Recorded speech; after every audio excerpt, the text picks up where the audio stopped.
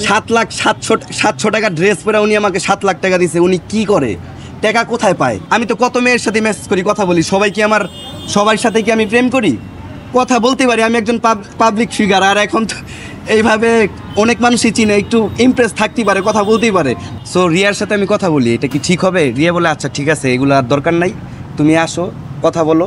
আর আলম আমাকে বলছে যে আচ্ছা ঠিক আছে, এরকম ব্যাপার। পরে আমি আসছি, আসার পরে আলম 10 মিনিট ঠিক ছিল, হঠাৎ করে ফোন দিছে, সাংবাদিক সবাই ডাক দিছে, একটু আড়ালে যায়।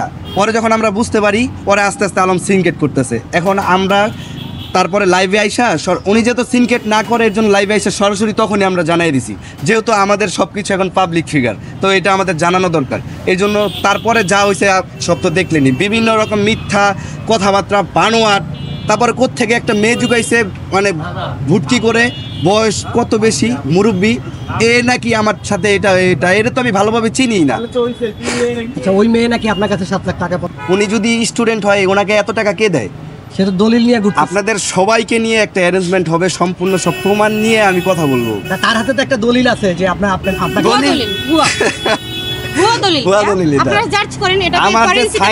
আমার যে সাইনটাও তো নকল, আর দ্বিতীয় নকলটাও তো ভালোভাবে করতে পারলো না। আমি কি সাইন এইভাবে দেই? পরিকার্য কি আমি এইভাবে লিখি? তার মানে কি ওই মেয়েকে আপনি চিনেন না?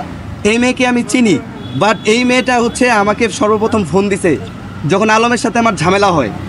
তখন আমাকে ফোনে ও বলছে, আমাকে নক করছে, আমার যখন আইডি ছিল, তখন বলছে ভাইয়া আমি একজন অ্যাডভোকেট, আমি আপনার সাথে কথা বলতে চাই, আলমকে আমি এইভাবে করতে পারবো। তখন আমি বলছি আচ্ছা ঠিক আছে।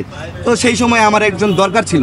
পরে একদিন আসছে উনি, মিরপুর ওনার বাসা, রেস্টুরেন্টে গেছি, কথাবার্তা বলছি, ঠিক আছে, এই জাস্ট, আর কিছু না। তারপরে আরেকদিন দেখা হয়েছে, ফোনে কথা বলছে, উনি আসছে হচ্ছে আপনার ওই কোথায় 300 ফিটের এইখানে। পরে আমি গেছি, যাওয়ার পরে ওইখানে কথাবার্তা বলছি যে কীভাবে কি। উনি বলতেছে যে আলমের সাথে এইভাবে করলে ভালো হবে, এইটা ওইভাবে করলে ভালো হবে। যেহেতু আপনার ফেসবুক পেজ উনি নষ্ট করে দিছে, তাহলে আপনি ওনাকে কেন ছাড়বেন? উনিই আমাকে আলমের পিছে লাগাই দিছে। এটা ওটা বলার পরে তখন হঠাৎ করে দেখি আলমে ওরে মেসেজ করছে যে কি ব্যাপার, কত দূর। আমার তো এটা দেখে আসমান জমিন সব এক হয়ে গেছে, কিরে আমি কারে নিয়ে আসছি। যখন আমি বুঝতে পারছি যে আলমের লোক, ভাড়া করার লোক, তখন আমি ওনাকে ইগনোর করা শুরু করছি, আমি আর কোনো কথাবার্তা বলি। আচ্ছা, ওই মেয়ে দাবি করছে যে তার সাথে আপনার ফিজিক্যাল রিলেশন বন্ধ হয়েছে, আপনি কি বলবেন আসলে? আচ্ছা, দাবি করলেই হবে? আমিও কথা বলতে পারি, অনেক বিষয়ে কথা হয়। এখন এগুলো বললেই কি তাদের সাথে আমার সব কিছু হয়ে যায়?